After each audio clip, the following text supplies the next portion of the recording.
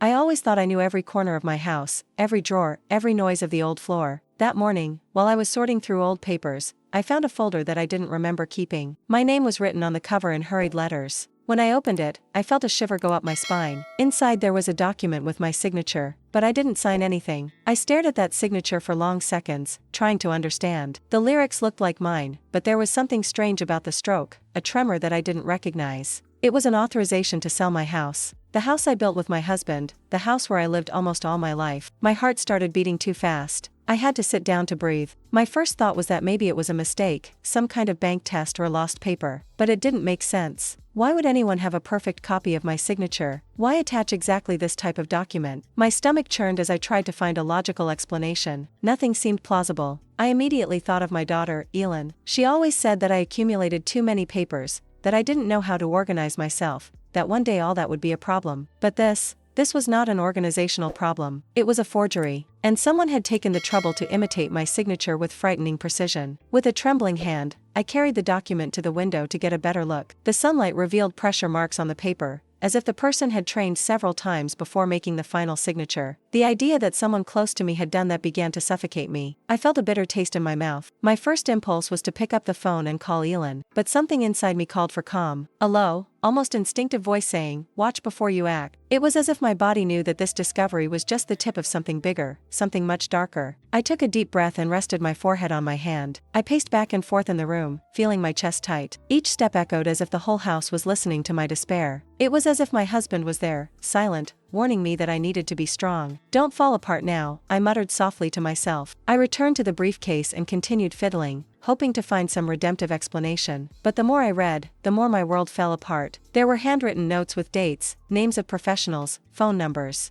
all related to the sale of the property, everything organized with mathematical coldness. It was not an oversight, it was a plan. When I was finally able to sit up again, I felt such intense chest pain that I had to close my eyes. My house, my home, the only thing left of the man I loved the most. And someone I trusted, was trying to take it from me. Betrayal has a sound of its own, the sound of something inside you breaking. I rested the document on the table and took a deep breath, trying to compose myself. I needed answers. And although one part of me was terrified, another was beginning to awaken. A part that I hadn't felt for many years. A part that knew the danger, but also knew survival. Something told me that this was just the beginning. If this story has already left you with a heavy heart, take advantage and subscribe to the channel so you don't miss the next chapters.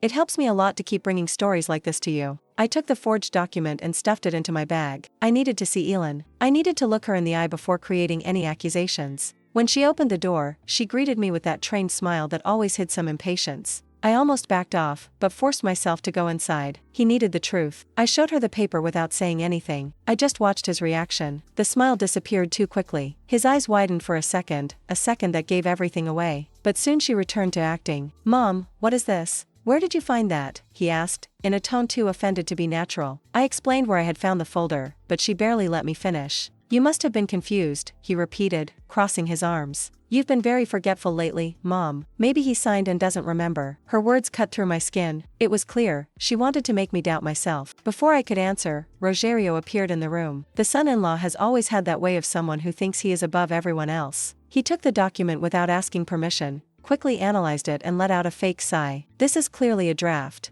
It doesn't mean anything. You worry too much, Donna Benedita." The way he spoke my name, as if I were a burden, an inconvenience, hurt me deeply. I noticed how Elin looked away, how she avoided any show of affection. It was as if I had become a problem for them. A problem too big, too expensive, too difficult to carry. I tried to explain that the signature was not mine, but the two exchanged a quick glance that made me freeze inside. Rogerio laughed, shaking his head. "Honestly, this is a thing of your imagination. You are very nervous, you should rest more." I wanted to scream, but my voice just disappeared. Elin came over and put her hand on my shoulder, but her touch was cold, mechanical. "Mom, why are you creating trouble? We only want the best for you." The phrase, said so many times throughout his life, this time sounded like a threat. I felt small, suffocated, surrounded. I tried to wake up my own lucidity. I tried to remember who I was before loneliness, before grief, before I was allowed to be treated as someone disposable. But at that moment, there in the living room of my daughter's house, I realized that the gap between us was bigger than I imagined. I put the document back in my bag and got up slowly. "I'm not confused," I managed to say.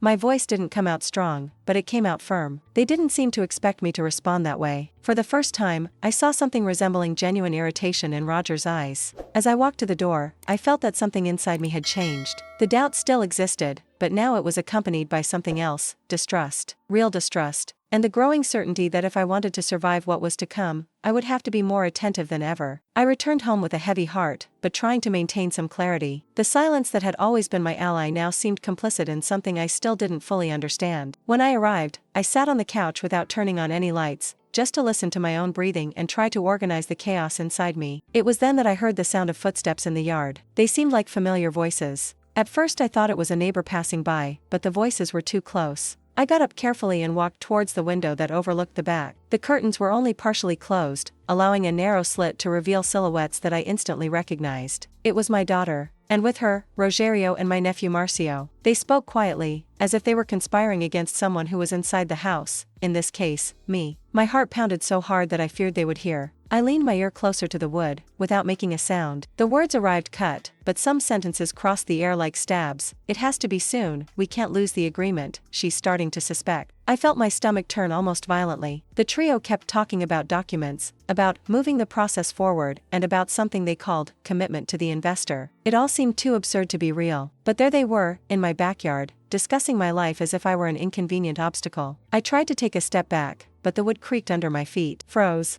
The sound, although low, sounded like a bang to me. The voices ceased instantly. I held my breath, feeling a cold sweat run down the back of my neck. After a few eternal seconds, I heard footsteps moving away. They were leaving. I stood there, paralyzed, unable to fully process what I had heard.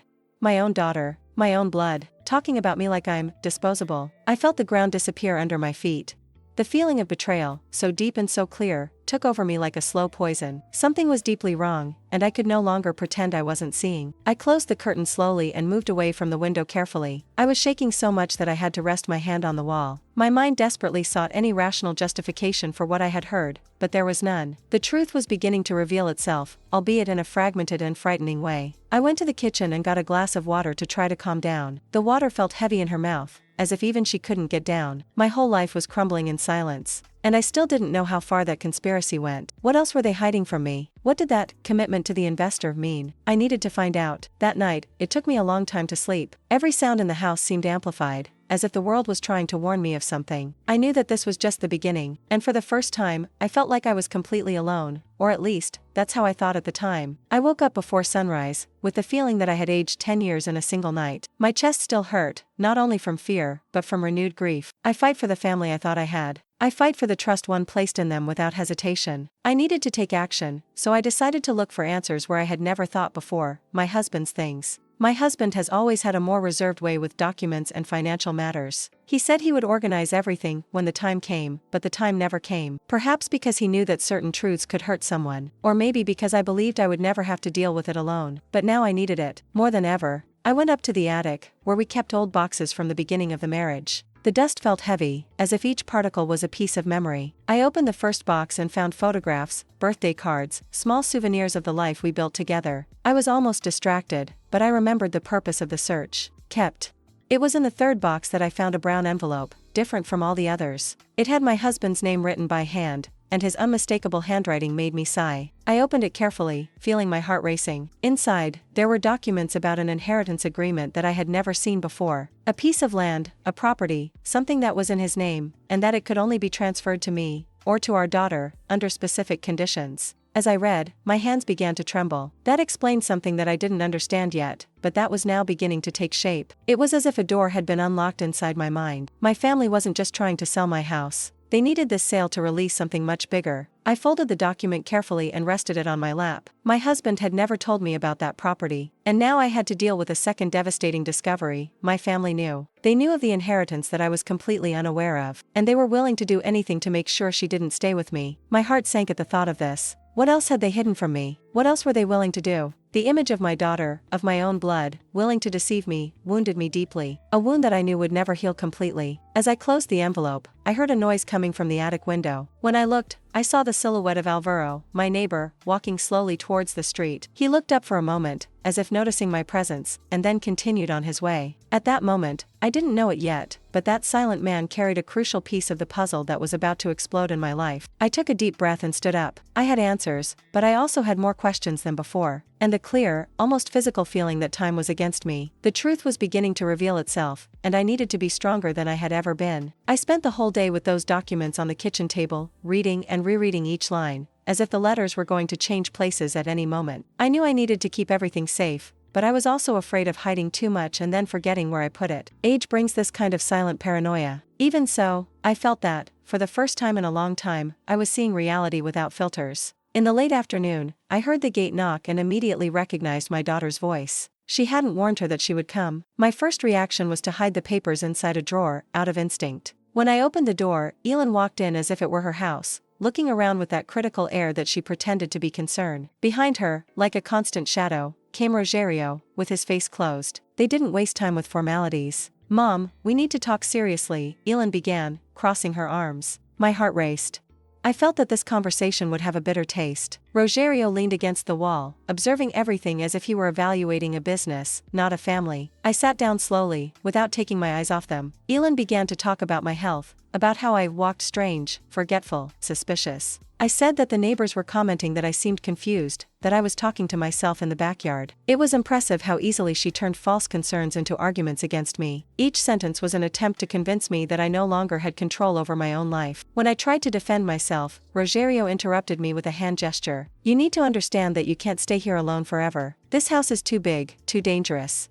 At any time you can fall, get hurt, forget the gas on." He listed risks as if he were reading a report. There was no affection in the tone, just impatience. I knew there was truth in some things. I really wasn't young anymore, I really got tired easily. But the intention behind their words was different. It wasn't care, it was greedy urgency. They insisted on the idea of me going to a nice residence, a place with people my age. Every time they said that, I heard the echo of a sentence: "You are no longer useful." When I said I didn't intend to leave my house, the mood changed. The air seemed to get heavier. Elin rolled her eyes, visibly annoyed. "Mom, you are being selfish. It's making our lives difficult. Don't you understand that you are putting everything at risk?" That word, selfish, pierced me like a knife. I, who had given everything for her, was now called a weight. It was then that Rogerio blurted out something that was not meant to be said. "The investor won't wait forever," he muttered, more to himself than to me. The silence that followed was deafening. Elin gave him a withering glance, but it was too late. The phrase was there, hanging in the air, as an involuntary confession. I realized, there was a rush because there was an agreement. I didn't say anything. I just watched them, letting their own nervousness fill the room. Elin tried to patch it up, saying that it was a good financial opportunity for everyone, but it was already impossible to unsee what I had seen. They weren't just concerned about my safety, they were racing against the clock of a business that depended on my house. When they finally left, letting the door slam behind them, my hands were cold. I knew that this was just the beginning of the threats. Not the kind that screams, but the kind that insinuates themselves, that tries to convince me that I'm crazy, weak, incapable. And for the first time, I promised myself, in silence, that I wouldn't let anyone else define me like that. That night, I locked all the doors and windows with almost ritual care. Then I sat down again at the kitchen table, took the documents out of the drawer and looked at them as if looking at weapons. Maybe I had spent my whole life thinking I was fragile, but there, with those tests in front of me, I began to feel something new, the will to fight. 2 days after that tense visit, the phone rang very early. I answered with my voice scratched by sleep. On the other end of the line, a woman introduced herself as a social worker, saying she had a scheduled visit with me for a routine evaluation. I didn't know of any visits. When I asked who had booked, she mentioned my daughter's name. My blood ran cold. I spent the rest of the morning walking around the house not knowing exactly what to do. The idea of being evaluated as if I were a child humiliated me deeply. But, at the same time, refusing the visit could be interpreted as a sign that I was not in a position. It was a game I didn't know, but they had clearly been playing for a while. When the social worker arrived, she had a trained smile and an overly attentive eye. She came in with a notebook in her hand, observing every detail of the house, as if the object said something about my sanity. I invited her to sit down, trying to stay calm. The smell of freshly brewed coffee filled the kitchen, as always. I wanted her to feel that this was a living house, not an old-age storehouse. The questions started soft: age, marital status, routine, medications. Then they became more invasive: if I often forgot things, if I felt confused, if I had already left the stove on. I knew that any hesitation could be used against me. I answered clearly, even when the voice threatened to fail. Every sentence of mine was an attempt to prove that I still owned myself. At times, she mentioned comments from my daughter. He said that Elin was concerned about my well-being, that she had reported episodes in which I had allegedly gotten lost in the neighborhood, or had mistaken important dates. I almost laughed in disbelief. Nothing like that had ever happened, but there, in the hands of that woman, those lies took on a veneer of officiality that terrified me. I tried to show her the documents I had found, the evidence that my family was up to something behind my back, but the social worker just wrote it down, with a look too neutral to be really receptive. "These heritage issues can be discussed later," she said. "Now the focus is on your mental health." I felt that, in a way, I was already at a disadvantage. When she finally got up to leave, she looked around once more and commented that I seemed well-oriented, despite my age. The phrase was supposed to be a compliment, but it sounded like a conditional verdict. I thanked her politely, escorting her to the door. As she crossed the gate, I saw, on the other side of the street, the figure of Rogerio inside the car, pretending to play with his cell phone. It was at that moment that I understood: they were trying to build a case against me. If they couldn't convince me to leave of my own accord, they would try to take away my legal capacity, to interdict me, to transform myself, before the law, into someone incapable of deciding about his own life. The idea made me nauseous. It was more than cruelty, it was identity theft. I closed the gate slowly, taking a deep breath so as not to collapse right there. For the first time, I seriously considered seeking help outside the family, friends, neighbors, anyone who could see what was happening before it was too late. And, as if I had heard my thoughts, I saw in the distance the figure of Alvaro, standing on the sidewalk, looking in the direction of my house with silent concern. Our eyes crossed for a few seconds, but it was enough. There was something in his eyes, a mixture of empathy and knowledge, that made me understand that he knew more than he had shown so far, and a small flame of hope ignited inside me. Maybe I wasn't as alone as I thought. Perhaps there was still someone willing to see me as more than a burden. I walked back into the house, closed the door carefully, and leaned my back against the wood. The battle was getting more serious, more dangerous, but at the same time, something inside me was starting to strengthen. If they wanted to silence me, they would discover that I still had a voice. And with the right help, that voice could be heard where it really mattered. I always considered Alvaro just a polite neighbor, one of those who wave from afar and go on with life without getting involved. But that evening, when he slowly approached my gate, I noticed a different care in his eyes. He seemed to observe not only the house, but me. A kind of discreet concern, which I was not used to receiving even from my own family. He asked if everything was okay, in a way that didn't seem like mere kindness. A real question, not a protocol one. I hesitated before answering, still suspicious of everything and everyone, but something about his posture, perhaps the way he didn't look away, gave me an unexpected sense of security. He only said that he was going through difficult days. He nodded slowly, as if he already knew. As we talked, I noticed that he often looked at the street, as if he expected to see someone emerge at any moment. Only later did I understand. He had seen Rogerio standing inside the car earlier. He asked, bluntly, if that too-long visit had been a problem. My heart raced. He had noticed everything. I was still trying to respond when he said something that made me immobile. "Anything strange that happens here? I see it from my window." The phrase, said naturally, sounded like a warning and a promise at the same time. It was not meddling, it was protection. I felt my eyes sting for a moment, not because I wanted to cry, but because it had been a long time since someone cared about me without expecting anything in return. We stayed there for a few minutes, saying little. He seemed to measure his words, as if afraid to cross a line. Before leaving, he put his hand in his pocket, hesitated and then just said, "If someone says that you are not well in your head, know that I don't believe that." My chest tightened. I didn't know that I needed to hear that exact phrase so much. When he walked away, I felt something rare, relief. I had the feeling that, for the first time since it all started, I wasn't completely vulnerable. He saw more than he let on, and that explained his constant worry. There was something about his behavior that suggested he knew things I didn't already know, and for some reason, that didn't scare me. It gave me strength. I walked back inside the house with slow steps, trying to absorb that strange sense of security. The fear was still there, of course, but now there was also a small light. I was beginning to understand that in order to survive that cruel game, I would need allies. And maybe, unintentionally, fate had put one on my doorstep. Later, while dining alone, I looked out the window and wondered if he could really see the entire backyard of his house. Had she seen my discussions with Elin? Had he heard those dark whispers in the backyard? A part of me feared the answer. Another part deeply wanted it to be yes. And that night, for the first time in weeks, I went to bed with the feeling that if something happened, someone, even if only one, was paying attention. It wasn't much. but it was enough for me to move on. The next day started out too calm, as if the universe was holding its breath before something happened. And it happened. As the sun began to set, I heard loud knocking on the front door. They were not beats of those who visit. They were beatings by those who demand entry. My heart raced immediately, recognizing the harshness of that touch.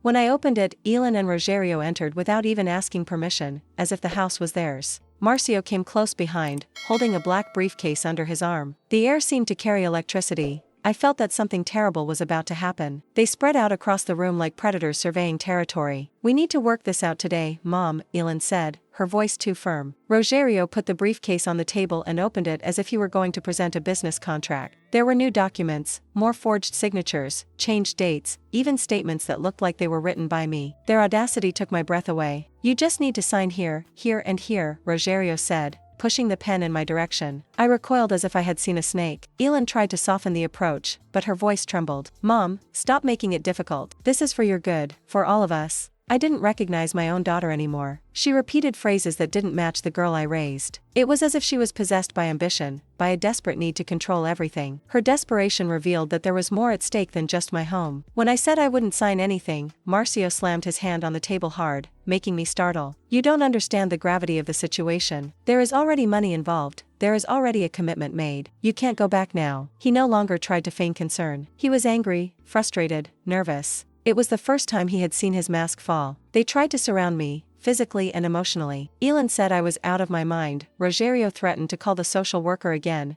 and Marcio seemed ready to snatch the pen from my hand and force my signature. The air in the room became too heavy to breathe. I took a few steps back, but my legs trembled. Deep down, I knew, if I gave in at that moment, I would lose everything. The discussion became hotter, the words harsher, the tones more aggressive. It got to the point that Rogerio held my arm tightly, as if trying to prevent me from leaving the room. In that instant, I felt something inside me break, not my strength, but my tolerance. I raised my voice and told everyone to leave my house. They laughed. They laughed as if I had no power over my own life. When I realized that they did not intend to leave, I remembered the silent presence of Alvaro. I ran to the front door and opened it hard, almost tripping over the step. The cold night air hit my face as I felt a tear escape, not of sadness, but of fear. They came after me, demanding explanations, pressing my back with poisonous words. It was then that I saw, on the dark sidewalk, the familiar and tranquil silhouette of Alvaro. He was standing there, holding something in his hands. When our eyes met, I felt my whole body tremble, as if I had just seen salvation. He took 2 steps forward, facing my family with a firmness I would never have imagined from him. And then he said, with a calmness that seemed like he could cut steel, "I think it's time for you to go." My whole world stopped at that moment. I didn't know it yet, but that night would mark the turning point that would change everything. If you are following me so far, take the opportunity to sign up and activate the bell. There is still a lot of upheaval ahead, and I want you with me until the end of this journey. I didn't know what to expect when Alvaro took a few more steps towards me. He held a small pen drive between his fingers, almost hidden in the palm of his hand. My heart raced even more. Roger and the others stopped at the door, visibly disconcerted. It was as if they didn't know how to react to his presence. Suddenly, their arrogance turned to caution. Alvaro didn't raise his voice, but there was something firm about it, something I had never heard before. "You are not alone," he said, keeping his eyes fixed on my family. It was the first time anyone had said that to me in a long time. He then turned to me and asked, gently, if we could talk inside my house. I nodded, even with my legs shaking. My family hesitated for a few moments, but realizing that they would no longer have control at that moment, they left grumbling and slamming the gate behind them. As soon as the door closed, I felt a huge weight collapse on my shoulders. Alvaro waited a few seconds before speaking, as if he was giving me time to breathe. I really needed it. He put the pen drive on the kitchen table and pulled out a chair, inviting me to sit down as well. My body was still on alert, but the curiosity, and fear, was even greater. "I didn't want to get involved," he began, looking down at his hands. "But I saw things that shouldn't have happened, and I heard more than I would have liked." The way he said it made my skin crawl. He explained that, for security reasons, he had installed external cameras that captured part of my backyard and the side of my house. They were non-intrusive, but they recorded conversations when someone spoke loudly enough. He had no intention of watching anyone, but in the last few weeks, he had noticed strange movements. Movements involving my family. When he put the video to play on his laptop, I felt my whole body stiffen. There they were, Elin, Rogerio and Marcio in my backyard, in broad daylight, talking clearly about documents, forgeries, and the need to get the old woman out of the house soon. Those words hit my chest hard. It was as if I was hearing the sentence of my own life. I watched in silence, without blinking. My hands were shaking so much that I had to hold them tightly. The video continued showing Rogerio saying that there was already a buyer waiting, that the deal could yield a significant amount, and that, if I took too long to collaborate, they would resolve it legally. I felt like vomiting. The air seemed to disappear from the room. When the video ended, I didn't know whether to cry, scream, or remain motionless. The silence that settled between the two of us was heavy, almost solid. Finally, I was able to speak. Why? Why did you show me this? His response was immediate and, at the same time, deeply kind. Because no one deserves to face this alone. And because they're trying to destroy you. A tear escaped without me being able to help it. He didn't try to console me in an invasive way. It just stood there, present, like an anchor. For the first time since it all began, I felt that I might have the strength to face it. Maybe I wasn't as fragile as I was made to believe. After a few minutes, Alvaro suggested that we keep copies of the video in several places and that I seek professional help to protect myself legally. He spoke calmly, but with a certainty that brought me courage. And in that instant, I understood. That silent man had just become my most important ally. After Alvaro left, I sat at the table for a long time, staring at the laptop as if it were a broken mirror reflecting a life I no longer recognized. The words spoken by my own daughter echoed inside my head, crushing good memories that I had tried to protect for years. It's strange how betrayal has the power to rewrite a person's entire past. I tried to remember the last time Elin hugged me sincerely, but it all seemed too far away. In place of sweet memories, cold comments, veiled criticism, growing impatience appeared. Perhaps this plan did not come up suddenly. Maybe it was being fed little by little, like rust eating away at my house without me noticing. I got up slowly and went to the mirror in the hallway. I looked at my own face carefully, as if to confirm if it was still me there. My expression seemed harsher than before, more awake. It wasn't just fear now. It was clarity. Something inside me finally put each piece in the right place, revealing a truth I didn't want to admit. I couldn't trust anyone else in my family. I sat down again and opened the envelope with my husband's papers. Now, with the video in my memory, everything began to make sense. The hidden heritage, the unknown terrain, the restricted conditions. My family knew about the existence of those documents before me. Maybe they had met before, maybe he had talked to someone, or maybe they simply invaded my privacy during the grief. Thinking about it hurt like a stab. It was as if my husband had tried to protect me, but his protection had been corrupted by those who were supposed to support me. The weight of emotional abandonment hit me so hard that I felt the tears roll down before I even realized I was crying. They were not tears of weakness. They were tears of revelation. I went to the backyard, the same place where they had conspired against me. I walked slowly, watching the sky darken, feeling the cold wind touch my face as a reminder that the world outside kept turning, even though mine was in ruins. I sat in the iron chair that I had always used to read on Sundays. There, at last, I accepted the truth. My daughter was no longer the girl I carried in my arms. She had become someone I didn't recognize. And accepting that was a kind of grief as deep as losing my husband. But along with this grief came something unexpected, a kind of silent, almost savage force. A desire to protect myself, to fight for my life, even if it was late. I went back inside the house with firm steps. I took the pen drive, put it in my pocket and took a deep breath. I knew that would change everything. From that moment on, I was no longer reacting to the attacks. I was preparing. I was, for the first time, defending myself. And realizing this gave me a powerful, almost liberating feeling. When I lay down, the room was silent, but inside me was a tumult of emotions that mingled like waves crashing on the shore. Fear, sadness, anger, determination. I didn't know exactly which way to go from then on, but I knew one thing. I would never be the naive woman they believed they could manipulate. And for the first time, I fell asleep knowing that the truth, as painful as it was finally in my hands. I woke up the next day feeling that my whole body carried a new weight, but not a weight that crushed me, it was a weight that kept me upright. I had proof, I had clarity and, for the first time, I had an ally. The mixture of fear and courage was strange but powerful. I knew I needed to act before my family attempted another scam. The question was, where to start? I decided that I needed professional guidance, someone who understood laws and could protect me legally. I remembered a social worker who had treated me kindly years ago when my husband fell ill. I looked up his number in an old address book and, with trembling hands, made the call. She answered with the same calm voice that I remembered, and, upon hearing my report, asked to come in person later that morning. When she arrived, I sat down with her at the table and showed her everything, my husband's documents, the video recorded by Alvaro, my family's insistent attempts to get me out of the house. She listened to everything with a serious countenance, without interrupting. When the video ended, she turned to me with a steady gaze. "This is serious, Mrs. Benedita, but you are not helpless." That word, helpless, seemed to evaporate from within me at that moment. She explained to me that, with the right evidence, the interdiction attempt could not only be stopped, but they could also be held accountable. Forgery, coercion, psychological abuse, all real crimes. The idea of involving the police still made me apprehensive, but I was beginning to realize that there was no other choice. If I didn't act now, they would act for me, and my options would disappear.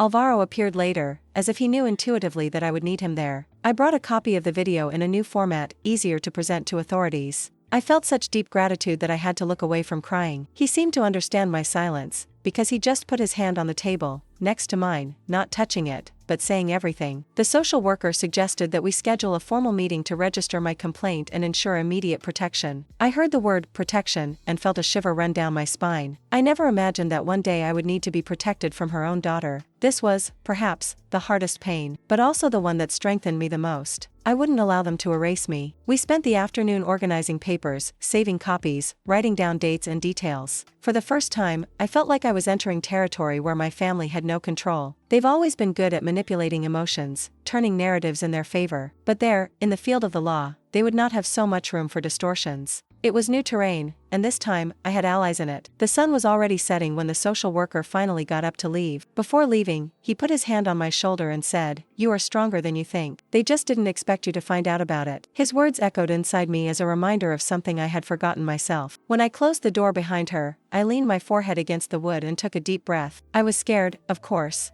But there was also something burning inside my chest, a flame I hadn't felt in years. The flame of those who finally realize that they deserve to fight for their own life, and can win. And that night, for the first time since the beginning of everything, I felt able to fight to the end. The next morning arrived loaded with an almost electric voltage. I knew that this would be the decisive day, the day when my tests would cease to be secret and become a weapon. The meeting was scheduled for 10 o'clock, and both the social worker and Alvaro insisted on accompanying me. It was strange to depend on other people, but at the same time I felt a deep relief that I was no longer alone. Before leaving, I walked through the entire house, touching the walls, the furniture, the picture frames. Each object had a story, each room kept a part of me and my husband. It wasn't just a place where I lived, it was my whole life built with effort. Knowing that they wanted to take it from me gave me even more firmness. If it was war they wanted, I was finally prepared to fight. The path to the social service center was silent. Alvaro drove, and I watched the world through the window, feeling a mixture of panic and determination. It was amazing how two such opposite feelings managed to live inside me without canceling each other out. When we arrived, the social worker guided me through each step. His words were instructions, but they sounded like protection. We entered the meeting room and, to my surprise, my family was already there. Elin, Rogerio and Marcio looked at me with false concern, pretending to be relieved by my presence. The employee in charge of the case greeted them formally, not noticing the subterranean tension that dominated the environment.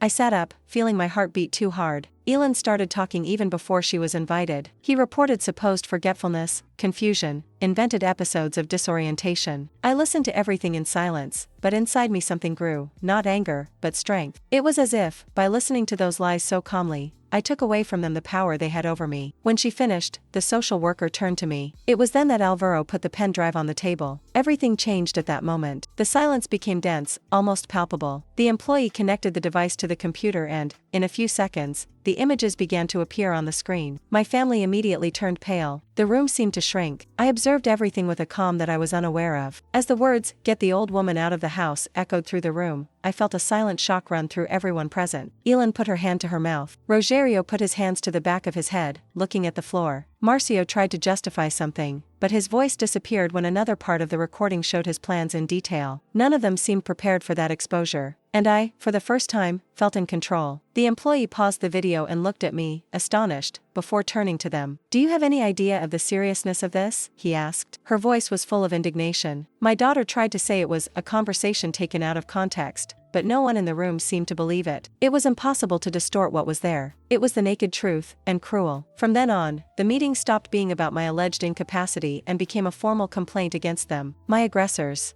My own family. The social worker took the lead, requesting that protective measures be applied immediately. I watched everything as if I were out of my body, but at the same time feeling each victory as a rebirth. When it was all over, I left the room with weak legs, but with my head held high. The feeling was strange, a mixture of victory and loss. That wasn't the family I dreamed of having, but it was the family I needed to face. And, looking to the side, I saw Alvaro waiting for me with a discreet smile, as if to say without words, "I knew you could do it." At that moment, I understood that the battle was far from over, but the war had just changed its owner. In the days following that meeting, everything happened faster than I imagined. The social worker contacted a lawyer she indicated, someone used to dealing with cases of abuse against the elderly. As he sat across from me, with a stack of papers and a watchful eye, I realized that my life had crossed an invisible line, I was no longer just a mother and a widow. I was a victim seeking justice. He listened to my entire account calmly, writing down details, asking questions that I would never have thought of asking. Sometimes, I felt like stopping, saying that it was too much, that I just wanted to go back to first of all. But that option no longer existed, not after hearing her own daughter planning to kick me out of the house. So I continued, paragraph by paragraph of my pain. The lawyer analyzed Alvaro's video with professional attention, without getting carried away by emotion, but without ignoring it. He explained that this was very strong evidence of criminal intent, forgery of signature, attempt at fraudulent interdiction, coercion. I heard the legal terms and felt that, for the first time, there was a name for what happened to me. It wasn't just lack of love, it was a crime. The day of the hearing arrived. I had never joined a forum before. The building looked cold, too big for someone like me. My knees were shaking, but I forced myself to walk with my head held high. Alvaro walked discreetly by my side, like a silent shield. The social worker was also there, firm, as if she had anticipated every step of that process. When they called us, my heart seemed to try to escape through my chest. When I entered the room, I saw my family on the other side, Elin with a pale face, Rogerio with a closed expression, Marcio visibly nervous. They didn't really stare at me, they just gave me quick glances, as if I were a stranger. Maybe it was. At some point, I stopped being a mother and became just an obstacle. The judge asked technical questions, asked me to tell my version. I took a deep breath and spoke. I told him about the forged document, about the conversations in the backyard, about the visit of the social worker, and about the constant pressure for me to leave my house. My voice wasn't firm the whole time, but I didn't shy away from any answer. That was my story, and no one else would tell it for me. When they showed the video, the room was silent as a cemetery. Each recorded sentence sounded even more cruel in that formal environment. Get the old woman out of the house, solve it legally, investors don't wait. The referee watched without expressing emotion, but I saw, here and there, small reactions in the corners of his face. My family, on the other hand, seemed to shrink by the second. Their lawyer tried to argue that the video was biased, without context, misinterpreted. But the more he talked, the weaker he sounded. The words had no weight in the face of what was so clear. I watched everything in silence, feeling a strange reversal of roles. For the first time, they were the ones trying to explain themselves. They were the ones who ran after justifications. When the judge finally spoke, time seemed to slow down. He stated that he saw no signs of mental incapacity on my part and that any attempt to interdict me, in that context, would be abusive and malicious. He determined that my house could not be sold without my consent and that an investigation into their conduct would be opened. I heard every word as if they were bricks rebuilding something inside me. As I left the room, my legs looked like cotton, but my soul was firmer than ever. I hadn't just defended myself. I had won a game that they thought I didn't know how to play. When I looked back, I saw Elin watching me with a mixture of anger and shame. For a brief moment, I almost felt sorry. But the image of the video came back to my mind, and the pen fell silent. In the days following the hearing, the house was quieter than ever. The phone stopped ringing. No unexpected visit, no aggressive knocking at the gate. I imagined my family floundering in their own web of lies, trying to decide who to blame first. Silence, which was once my enemy, began to become my ally. I could finally breathe.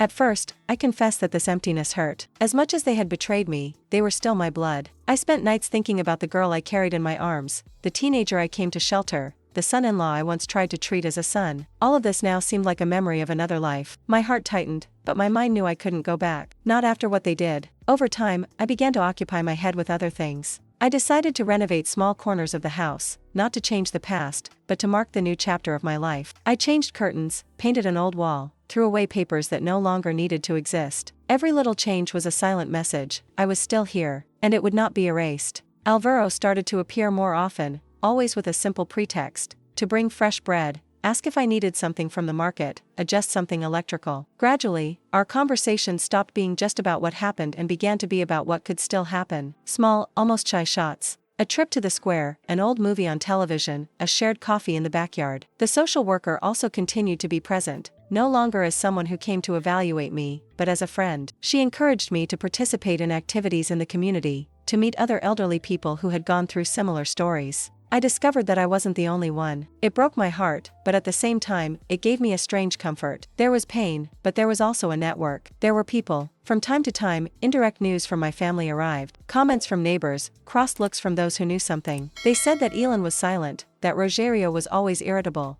that Marcio had moved away from them. I listened to everything with a new distance. The pain was still there, but it no longer overwhelmed me. It was like a scar, present, sensitive, but part of a skin that had learned to recompose itself. One day, while I was watering the plants in front of the house, I saw Elin standing across the street. She looked smaller, tired, as if the weight of her choices had finally fallen on her shoulders. Our eyes met for a few seconds that seemed like an eternity. She raised her hand, as if she wanted to wave, say something, get closer. I stood still, feeling my heart tighten. She did not cross the street. He turned and walked away, carrying with him a story that might never be told aloud. That moment was strange. There was no fight, no request for forgiveness, no reconciliation. He had only a silent recognition of everything that happened, who we have become, and that, perhaps, some bridges were not made to be rebuilt. That night, I sat in the backyard with a cup of tea in my hands. I looked up at the dark, star-studded sky and felt a peace I hadn't known in years. I had missed a lot. Illusions, idealizations, bonds that I thought were unbreakable. But in return, I gained something I never imagined I had so late in life: myself, my voice, my strength, my right to exist with dignity. When Alvaro appeared at the door, asking if he could join me, he smiled in a way that seemed to come from within, not just from his face. He sat next to me, saying nothing. And, in that shared silence, I understood that, even with the bitter taste that life left in my mouth, there was still room for sweetness. Not the one in the fairy tale, but the knowledge that I survived the storm, and I'm still standing. The following days passed in a different, lighter way, as if the air inside my house finally had space to circulate. For the first time in a long time, I woke up without fear of hearing footsteps in the yard or aggressive knocking on the door. The silence was now welcoming, not threatening. I felt that this place, the home that was almost taken from me, was finally mine again. I began to walk more around the neighborhood, relearning to live outside the walls of my own defense. People greeted me with respect, some even with silent admiration, as if they knew the battle I faced. And, in a way, they knew. In small towns, the truth runs faster than any lie. But contrary to what I feared, I wasn't seen as fragile, I was seen as brave. One day, I decided to stop by a community center I hadn't visited in years. There were courses, meetings, workshops. Before, I thought that these spaces were for those looking for company. Now, I realized that perhaps they were places for those looking for new beginnings. I signed up for a gardening workshop, something simple, but which always calmed me down. The feeling of touching the earth brought me back a piece of myself. On another afternoon, I sat down to talk to the social worker who accompanied me throughout the process. She told me about support programs, emotional empowerment groups, and even volunteer opportunities. For the first time since my husband's death, I felt that there were still possible paths, that my life was not confined to what happened to me, but to what I could still choose to do. Alvaro began to appear more often, not out of obligation, but out of will. Sometimes just to keep me company in the backyard, other times to fix something I hadn't even realized was broken. He spoke little, but his silence was comfortable, never heavy. I discovered that he also carried his pains, his grief, and maybe that's why he knew exactly how to respect mine. One afternoon, while we were having coffee, he commented that I looked stronger. Not physically, emotionally. I laughed, thinking it was exaggerated, but when he explained that he saw it in the way I walked, how I talked, how I breathed, I was silent. I realized it was true. I felt different. And not because of the legal victory, but because I finally understood my own worth. The relationship with my family remained distant. Elin didn't try to look for me again. Part of me still regretted it, but another part, the larger part, knew that distance is sometimes protection. There was no room for pretenses or empty excuses. Maybe one day some conversation would happen, maybe not. Life, I learned, does not have to deliver all its outcomes immediately. Over time, the house began to take on new meanings. I planted flowers in the backyard, gave the living room a new color, rearranged furniture that had been in the same place for decades. They were small changes, but each one of them was a way of affirming, this house is mine, my history is mine, and no one else will have the power to pull me out of here. On a quiet evening, I sat on the porch with a cup of tea, watching the star-filled sky. I thought about who I was before all this started, a lonely woman, used to accepting crumbs of affection. And I thought about who I was now, someone who faced his own family, survived abandonment, and rebuilt his foundations. Not in the romantic way that many imagine, but in the real way, slow, painful, steady. As I contemplated the darkness illuminated by the points of light in the sky, I felt a sweet and bitter certainty at the same time. I would not go back to who I was before, and that was good. I had scars, but I also had strength. He had losses, but he also had a voice. And, in that silence full of possibilities, I realized that my story did not end there. On the contrary, it was just starting over, for the first time in many years. And now I want to know from you, what would you do in Benedita's place? Would she have been able to find the strength to face her own family? Tell me here in the comments, I read them all with affection. And if this story moved you, leave your like and share it with someone who also needs to hear this message of courage and overcoming.